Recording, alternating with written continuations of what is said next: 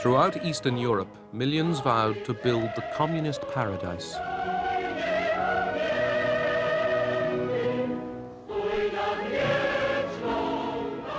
They toiled to carry out orders and plans dictated from Moscow.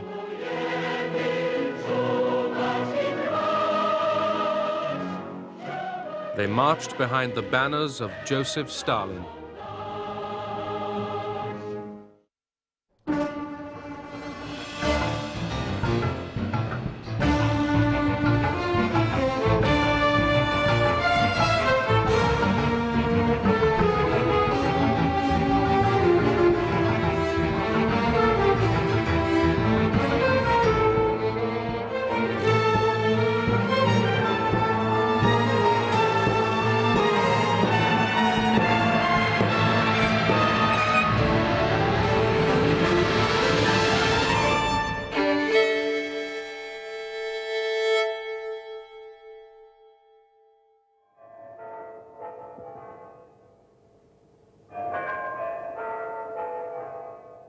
March 1953.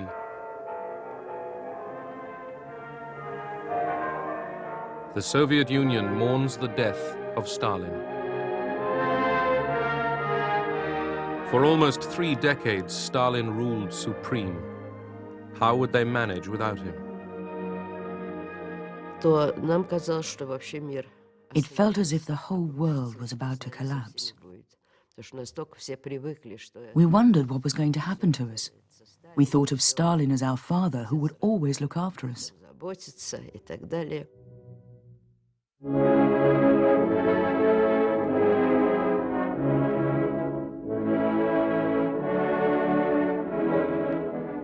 Stalin died without naming a successor.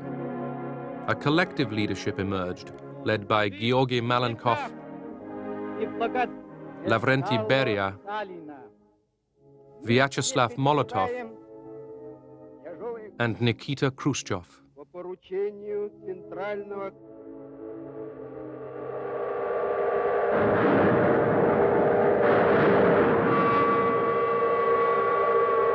Millions of Russians grieved for their dead leader, even though his rule had been ruthless and their own welfare neglected.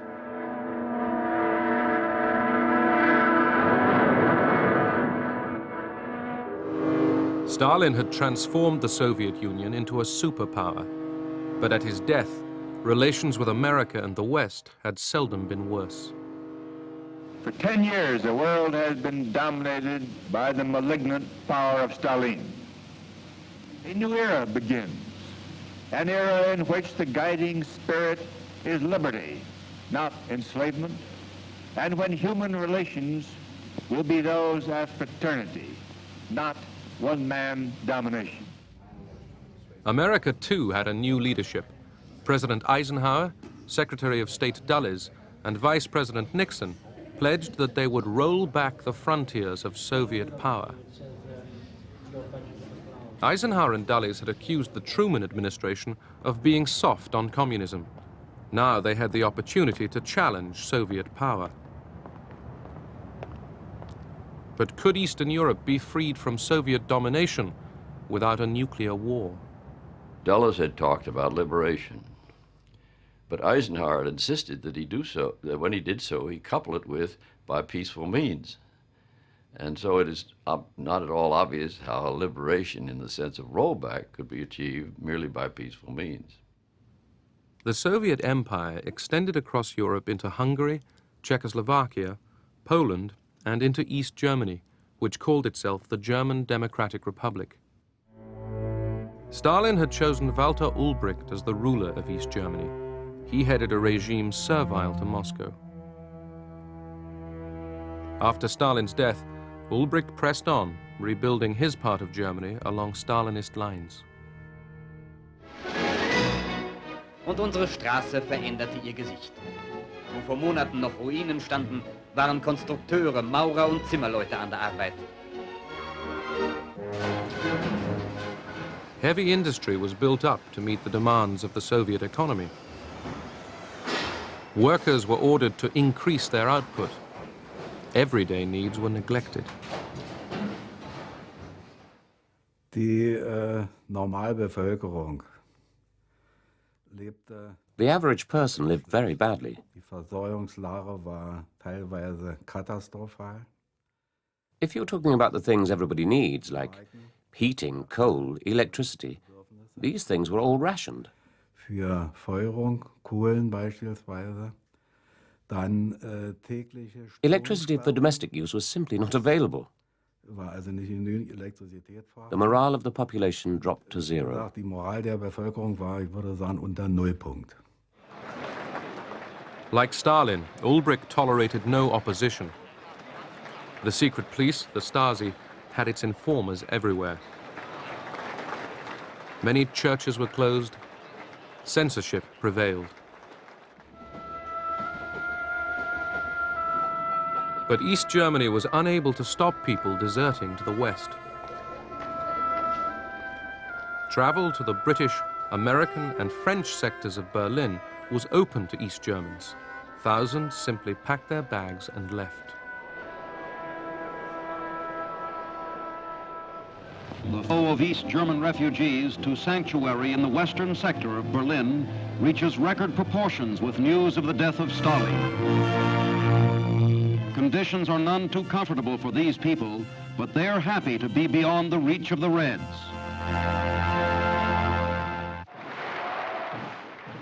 Undeterred, Ulbricht demanded renewed loyalty from East Germans.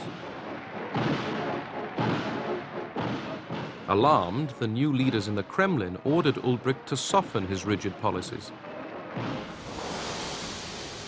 He complied only half-heartedly. The hated production quotas remained in place.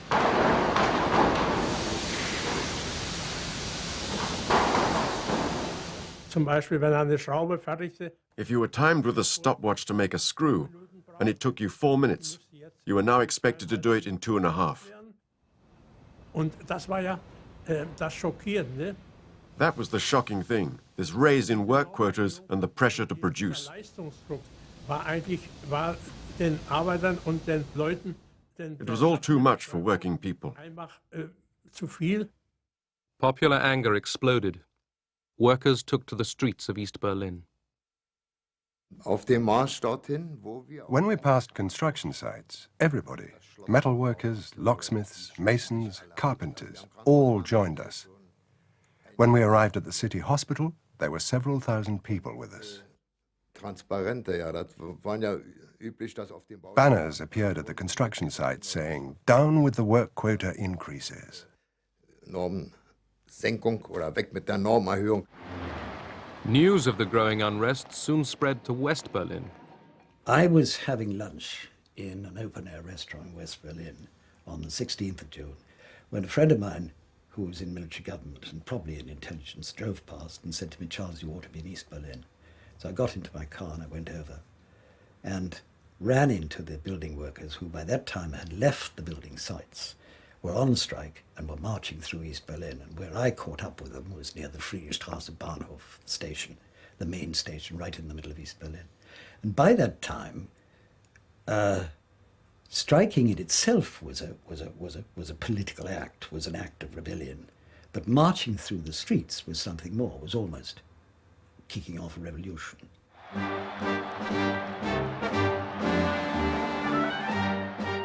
Strikes and mass demonstrations erupted in East Berlin and throughout East Germany. Demonstrators tore down the symbol of Soviet domination, the hammer and sickle.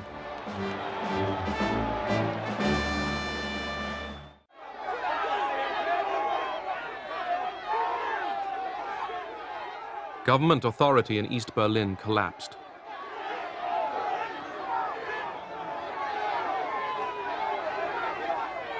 A senior East German communist, Karl Schördewan, was horrified. Ulbricht, Grötewohl, Herrnstadt and a few others were all inside the Soviet headquarters at Karlshorst. They just sat there and talked among themselves, but nobody made any decisions. Nobody called for a meeting of the Central Committee. I thought the party was leaderless. The demonstrators vented their anger on all visible reminders of communist rule.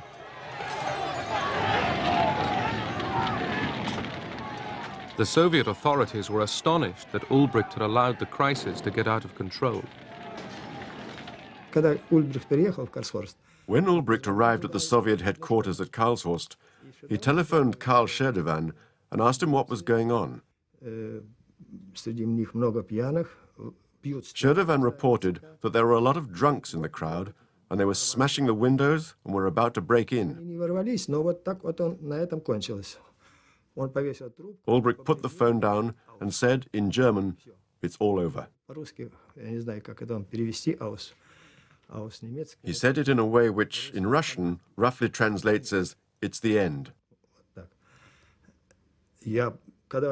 I wondered, what did it all mean? Even if they smash the windows, they have no weapons. It will take us no more than 5 minutes to sort them out. They were trying to elect a strike committee from the leaders of the workers when 4 Russian tanks drove into the square, 4 abreast, and went straight for the crowd. And I remember one man got caught and was run over by a tank. Russische Panzer stoßen vor. Werkzeuge der Gewalt gegen die Freiheit.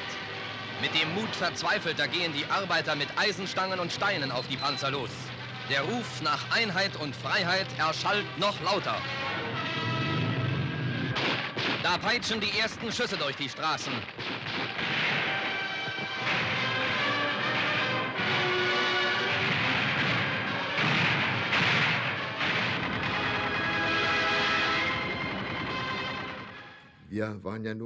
We couldn't do anything against the tanks with our bare hands and stones. As soon as the firing started, people began to drop down, wounded or dead. The shooting broke up the demonstration. For us, the dream of freedom was over.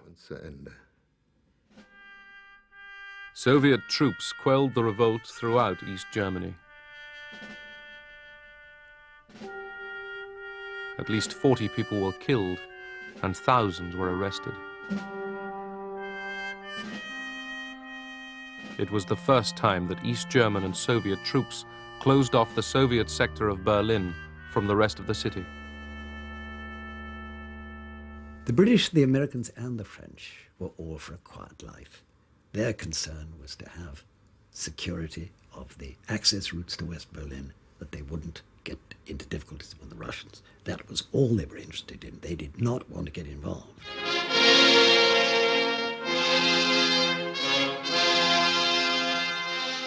With the situation stabilized, East Germany's rulers set off for Moscow.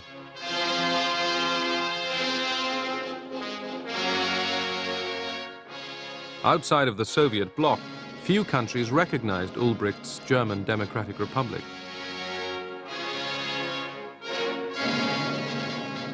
In the Kremlin, the ubiquitous Molotov signed another agreement with the Germans. Stalin's old cronies, Malenkov, Voroshilov,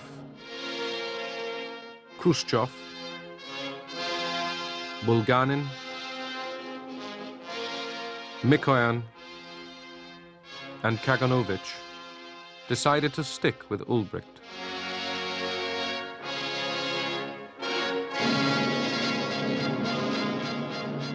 Carefully orchestrated for the cameras, the Politburo bid farewell and good fortune to their East German comrades. One person was missing, Stalin's secret police chief, Lavrenti Beria. The Kremlin claimed he spied for the West. Later that year, he was executed.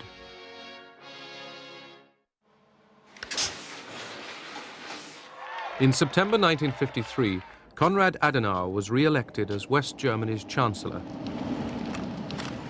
Adenauer wanted his half of Germany to become a partner in NATO, the West's military alliance. We wanted a strong NATO as a defensive barrier against the Soviet Union. We also wanted to prevent any expansion of the Soviet Union into Western Europe. We could only achieve these aims if we had a West German army.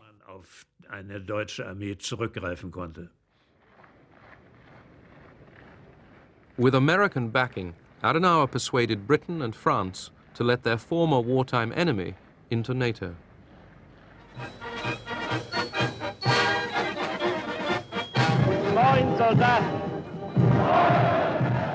In 1955, West Germany was allowed to form an army.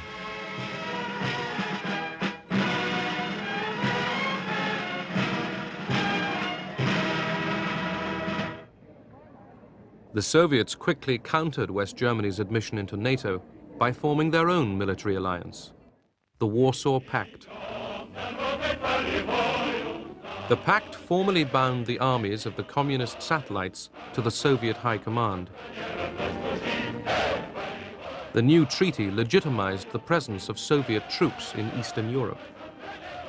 Both East and West claimed their alliances were defensive. Both prepared for war. But the Soviets wanted to reduce tension in Europe.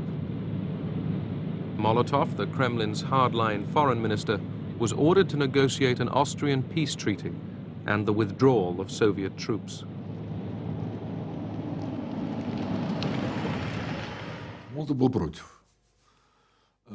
Only Molotov spoke against it. The others were more restrained. He said, "Why should we withdraw? We're very comfortable there." That was his position. But most of the Soviet leaders disagreed with him and thought we had to make a goodwill gesture and start talks in Europe. In Vienna, Molotov joined John Foster Dulles and the British and French foreign ministers in signing a peace treaty. Österreich ist frei.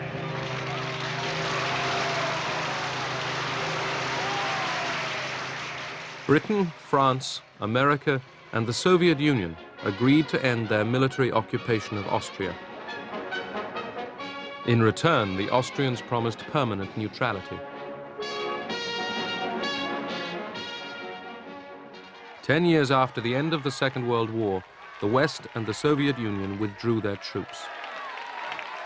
Their departure encouraged some people to hope that one day Soviet troops might also pull out of Eastern Europe. In the Kremlin power struggle, Khrushchev had outmaneuvered Malenkov and Molotov. In 1955, he led a Soviet delegation to Yugoslavia.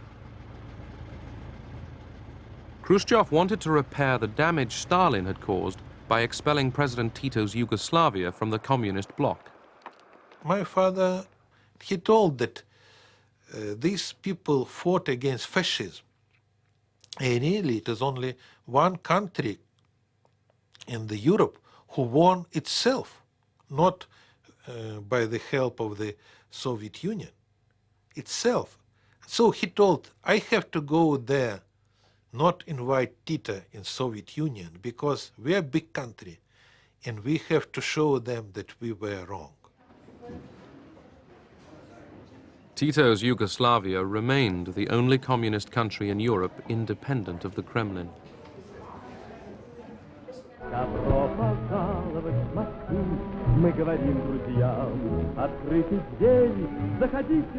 Inside the Soviet Union, Khrushchev wanted to overcome the legacy of Stalinist terror and hardship.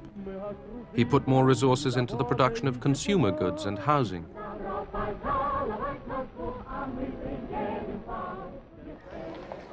Thousands of political prisoners had been freed from the Gulag. My father was a strong believer in the communism. For him it was the best life to the people. It is like the heaven of the earth. And he many times repeat that it is impossible to live in the heaven surrounded by the barbed wires. Khrushchev used the 20th Soviet Party Congress to end the hero worship of Stalin and expose the cruelties of his dictatorship.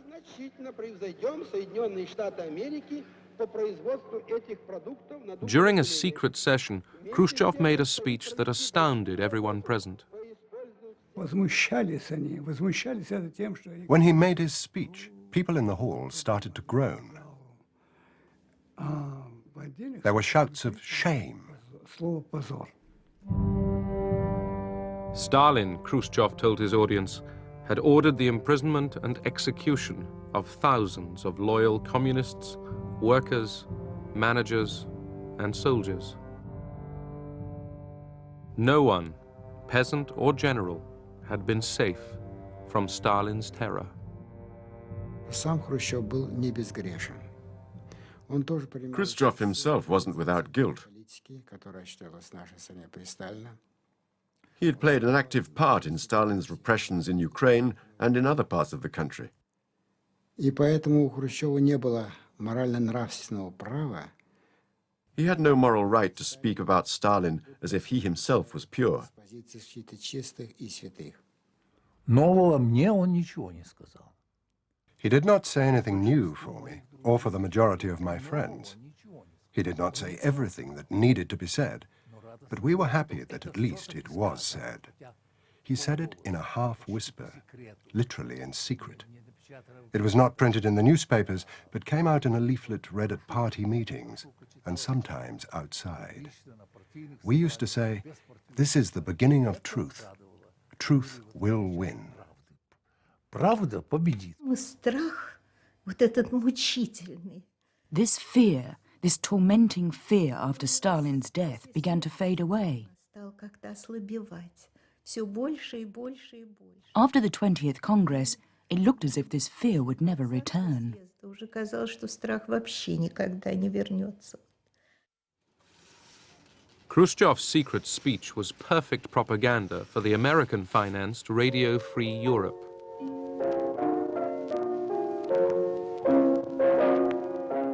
The text of Khrushchev's speech was broadcast after the CIA received a copy from the Israeli intelligence service.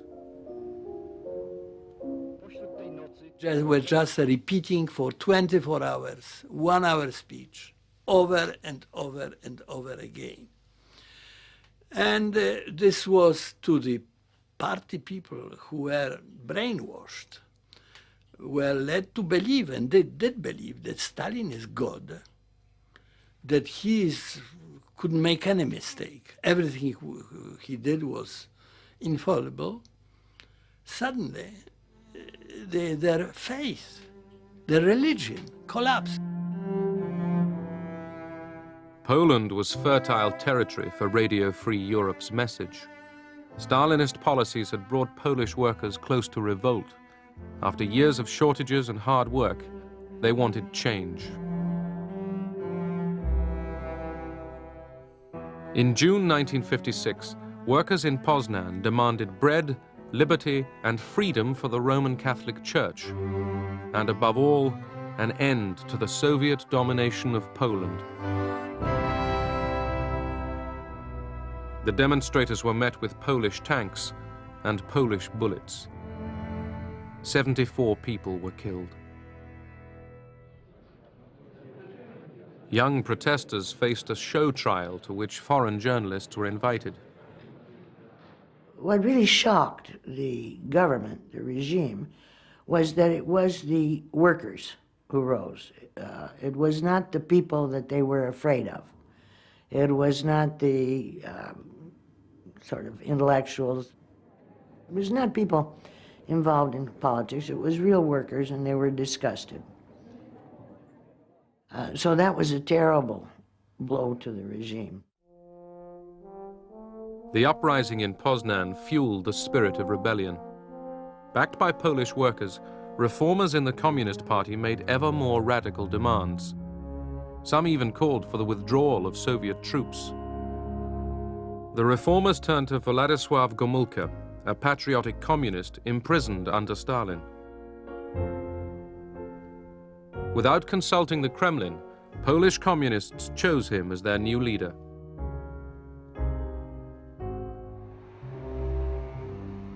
Fearful of an anti-Russian revolt, Moscow ordered Soviet troops to advance on Warsaw, and Khrushchev flew to Poland to teach Gomulka who was boss. We were both horrified and amused because he behaved in a very strange way. He was running around and shaking his fist. He accused us of wanting to break away and said they wouldn't allow it. He was behaving very badly. While Gomulka and Khrushchev argued, Soviet troops positioned themselves, ready to strike. America looked on. You're about to see the Secretary of State, John Foster Dulles, face the nation with questions from veteran correspondents representing the nation's press. On the 17th of June, 1953, Mr. Secretary, the people of East Germany rose against the communist regime, and the Russians were able to come in and suppress the uprising by means of armed force. We, at that time, sat back and allowed this to happen. Would we sit back again in a similar fashion if this kind of uprising were to take place in Poland? Well, I do not think that we would send our own armed forces into Poland or into East Germany under those circumstances. I doubt if that would be a profitable or desirable thing to do. It would be the last thing in the world that these people who are trying to win their independence would want. That would precipitate a full-scale world war, and probably the result of that would be all these people would be wiped out. Because he had the backing of the Polish army and the Polish people, Gomulka won his argument with Khrushchev. Gomulka promised that Poland would remain a loyal member of the Warsaw Pact. In return, he secured greater freedom of action in Polish domestic affairs.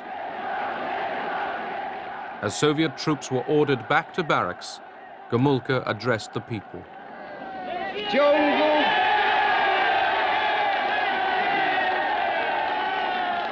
W ciągu ubiegłych lat nagromadziło się w życiu Polski wiele zła, wiele nieprawości i bolesnych rozczarowań. Idee socjalizmu, przeniknięte duchem wolności człowieka i poszanowania praw obywatela, w praktyce ulegały głębokim wypaczeniom. Słowa nie znajdowały pokrycia w rzeczywistości. Gomulka's promise of a freer, more Polish nation calmed the demonstrators. Gomulka mi opowiadał, że parę lat potem Gomulka told me a few years later that he had a conversation with Soviet Marshal Zhukov, who had been drinking. siedział obok Gomulki i Zhukov said, "We were so well prepared that we could have been all over Poland in 3 days. We had very detailed plans." Myśmy byli tak przygotowani, że w ciągu 3 dni byśmy wszystko u was opanowali. And Gomulka replied, "Did you plan how many people on both sides would have perished?" Również ile będzie ofiar po obu stronach.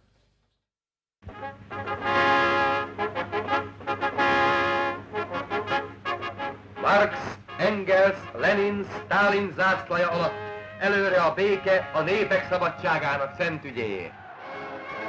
After Stalin's death, Hungary had remained under the ruthless dictatorship of Matyas Rákosi. It was a saying at that time, it was like a joke. There's only 3 kinds of people in Hungary: who was in jail, who is in jail, and who will be in jail for political reasons. Like Stalin, Rákosi killed and imprisoned his rivals, but people were expected to cheer and conform.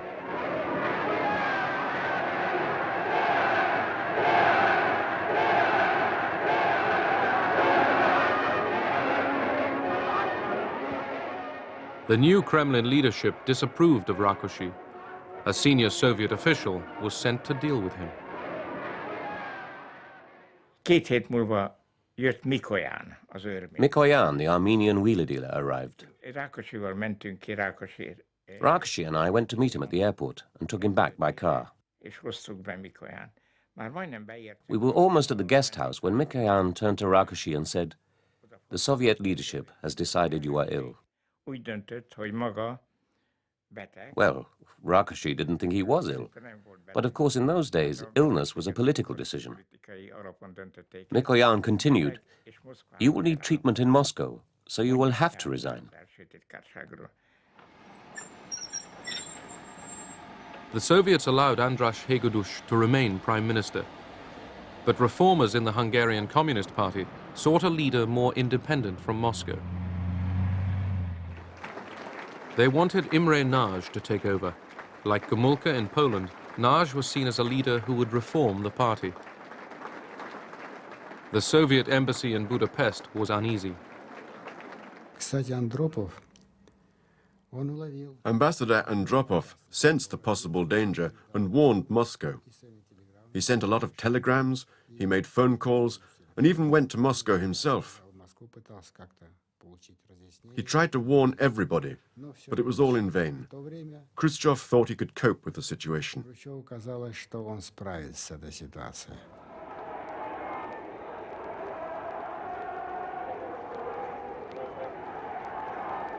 Inspired by Gomulka's success in Poland, thousands poured into the streets of Budapest. Students and workers demanded free speech, the disbanding of the secret police, and the withdrawal of Soviet troops. They paraded Hungarian flags with the communist emblem torn out. I was stopped halfway across Margit Bridge by women students. One of them asked me for my army cap. She pinned the Hungarian national colours to it and thrust a leaflet into my hand. It contained 14 demands. I could agree with 13 of these demands, but I couldn't agree with the 14th, which called for the withdrawal of Soviet troops from Hungary. This was a demand which we couldn't possibly achieve. The demonstrators carried portraits of Imre Nagy. Communist reformers urged him to take charge. Imre Nagy was suddenly taken from his home to the parliament, and he had spoke of some minutes. He began saying, "Comrades," and then the crowd roared and said, "We are not comrades." Nagy had misjudged the popular mood. Hungarians wanted immediate and radical change. In the center of Budapest, an excited crowd toppled the monument to Stalin. Nagy stayed silent when Hungary's tottering communist leadership called on the Kremlin to crush the growing unrest. I got a telephone call from my divisional commander in Segled. He told me, "You've got to go to Budapest. It's urgent." I asked, "What are my orders?" I was told that orders would be given when I arrived in the city.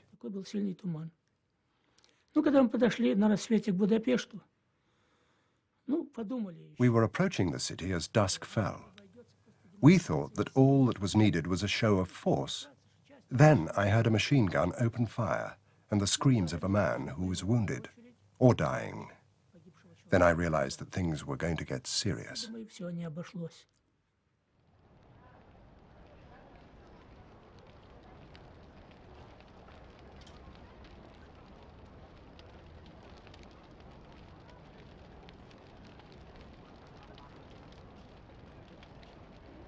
Armed civilians had prevented Soviet tank reinforcements from entering Budapest. The Hungarians had equipped themselves with Molotov cocktails, rifles, machine guns, and enthusiasm. I don't know how the guns work, but one older man, his name was Pistobachi, he says, "Don't worry about it, I'm gonna teach you." And then I looked at the gun was bigger than me. They explained to me and showed me a couple of times. And the very first time I had to use it, I closed my eyes because, you know, I was scared. I never used gun before. So then I looked around and there was a couple soldiers there. And they teared up from the uniform, they had stars for the Russian stars, so they teared it off. And they said, "Don't worry about little girl, we take care of you." Quite a few times I wanted to go home. Maybe the next bullet is going to be mine. And I started to go. And when I saw the 14, 15-year-old kids dead, I said, I was in the service for 2.25 years. I know how to handle a gun. And I'm going home, and I'm going to leave these kids to die for our country. the shape kept me there. During 4 days of fighting, the Budapest revolutionaries stood their ground.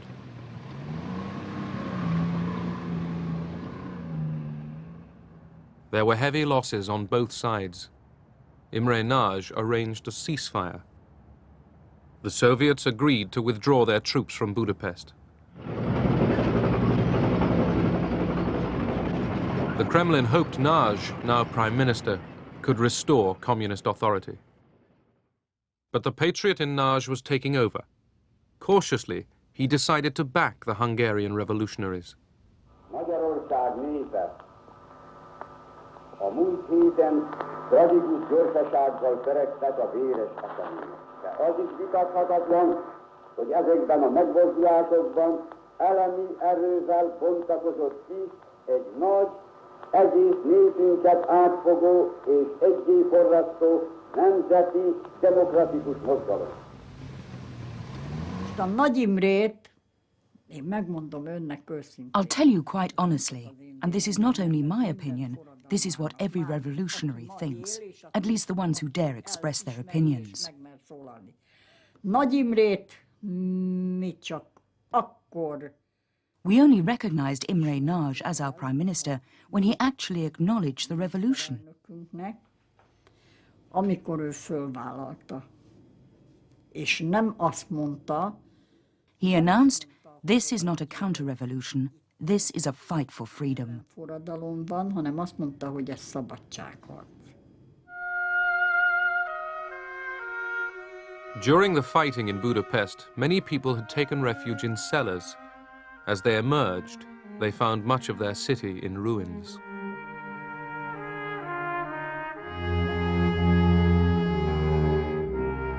The Hungarians thought they had won their revolution. They came out to mourn their dead heroes.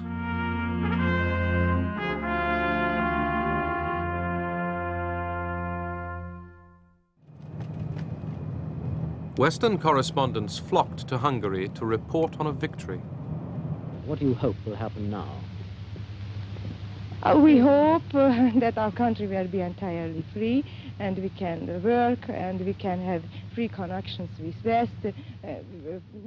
People were enormously optimistic that life had changed. Everywhere in the country, the Hungarian tricolour was flying with the middle torn out, the communist emblem torn out. It seemed to be, a completely liberated country. Many Hungarians looked to America and the West to guarantee their revolution. Behind me is the Blue Danube in Budapest. The scene is calm enough here, but the rest of this city is in a bloody turmoil. For more than a week, the Hungarian rebels have been attacking the signs of Soviet tyranny. It's become a platitude to say of a people that they've earned their freedom. But it's the only thing that can really be said of the Hungarians today. Whether they will be free is still in the issue. But if sheer guts can win freedom, they'll win. The West's attention was diverted by another crisis far from Europe. An extraordinary military venture was beginning in the Middle East. Egypt's Suez Canal was attacked by Britain, France, and Israel. America hadn't been consulted and was infuriated. So too were Hungarians. We went to interview the head of the resistance in Győr, which is the main town in Western Hungary. And he gave us an interview. And then he said, "You have wrecked, you the British, and of course the French, have wrecked our rising by starting a war in the Middle East. This will put the Russians in a position where they can in fact act with impunity because the world's eyes will be on the Middle East and not on Hungary." So they were angry.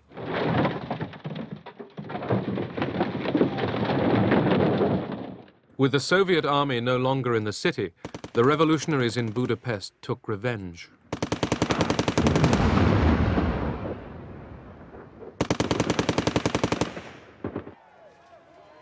Communist Party offices were destroyed.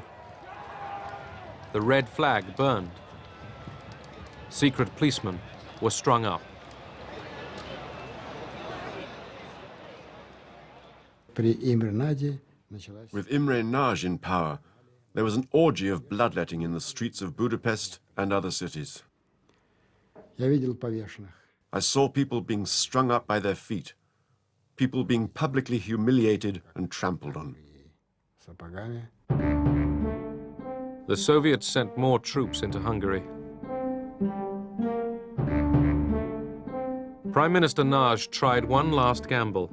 With Austria in mind, Nagy declared Hungarian neutrality and divorce from the Warsaw Pact. He hoped international pressure would stop the Soviets crushing the revolution. Imre Nagy's government was not a legitimate one. Therefore, any decision it took concerning the Warsaw Pact, which Hungary had joined according to its own laws, was, to put it mildly, invalid.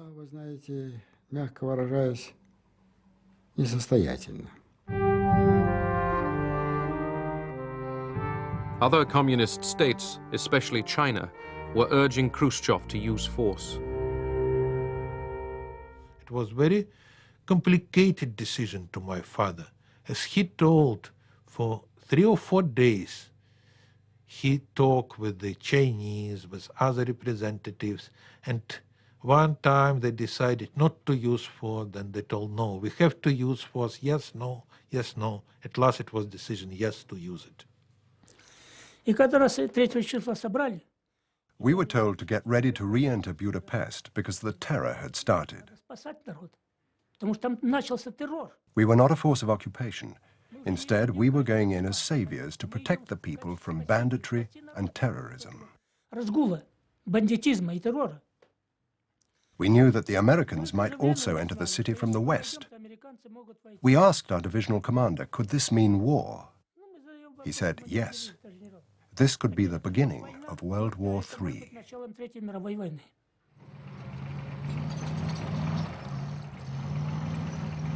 On November the 4th, 1956, the Soviet army re-entered Budapest. And I called up Imre Nagy and I then told that, Mr. Prime Minister, all the signs we observed, the massive troop employment, the unrestricted shooting, now the attack against the final perimeter of Budapest, all of this suggests to me that we are in war with the Soviet Union. I recommend that you as Prime Minister state for the nation, for the world, that Hungary is in war with the Soviet Union due to the Soviet aggression. He dressed me down practically. No war with the Soviet Union.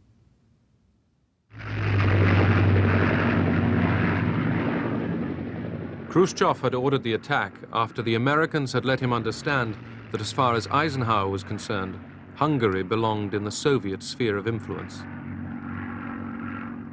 Too late, Imre Nagy appealed to the world. Nagy Imre beszél, a Magyar Népköztársaság minisztertanácsának elnöke. Ma hajnalban a szovjet csapatok támadást indítottak fővárosunk ellen, azzal a nyilvánvaló szándékkal, hogy megdöntsék a törvényes magyar demokratikus kormányt. The Hungarian fighters waited in vain for Western help. And the fact that if the West intervened, it ran the high risk of it generating a world war, really meant that we didn't want to see physical uprisings. And the policy, at least, was don't create any hopes on the part of the satellite countries that we will intervene. Radio Free Europe, and they were saying, hang on to 3 weeks, 3 more weeks. We come in, we help you. So we fight for the last bullet, the last drop of blood we was holding on to. And what happened was they was lying to us. Nobody came. The Hungarian Revolution was crushed. Thousands were killed in the fighting. Imre Nagy was executed.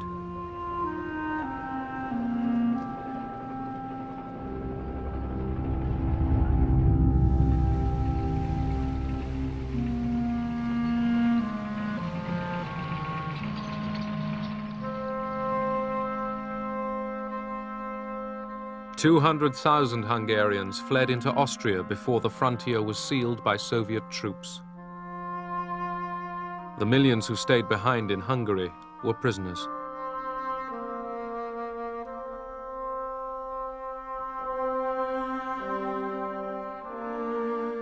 Khrushchev had reinforced the Iron Curtain.